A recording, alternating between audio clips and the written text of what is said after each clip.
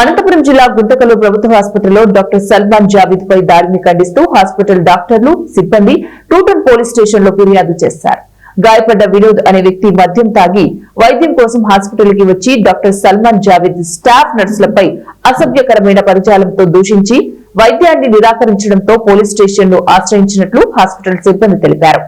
ఈ సందర్భంగా హాస్పిటల్ సిబ్బంది రామాంజనమ్మ మాట్లాడుతూ Vinod, Usha, Kiran, Sudha YouTube channel DS నారాయణలపై పోలీస్ స్టేషన్ లో ఫిర్యాదు చేశామన్నారు. చూస్తా అంటే డాక్టర్ ఇక్కడ కూర్చో తమ్ముడు అంటే ఆయనతో పాటు వచ్చిన ఆయన ఏమి అని డాక్టర్ ని కాలర్ పట్టుకొని కొట్టడానికి వెళ్ళాడు. మద్యం సేవించి ఆయన డాక్టర్ ని కొట్టడానికి వెళ్తే మా సిస్టర్స్ అంతా అందరూ సెక్యూరిటీ వాళ్ళంతా సపోర్ట్ కి వెళ్ళేప్పటికి ఆయన ఏం చేసినాడు, లంజం ఉండాలని చెప్పి సిస్టర్స్ ని ఎట్లంటే ఎట్లా తిట్టడం వల్ల ఇది పెద్ద ఇష్యూ అయింది. ఇక్కడి వరకు రావాల్సి వచ్చింది. ఇలాంటివి ఈ రోజే కాదు, ఇంతకుముందు చాలా ఫేస్ చేసినాం మేము. ఎన్ని అంటే చెప్పలేము మేము. ఎన్ని అంటే నైట్ టైమ్స్ ఒక్కొక్క సింగిల్ సిస్టర్స్ ఉంటాము. సింగిల్ గా వార్డులలో ఒక్కొక్క సిస్టర్లే ఉంటారు.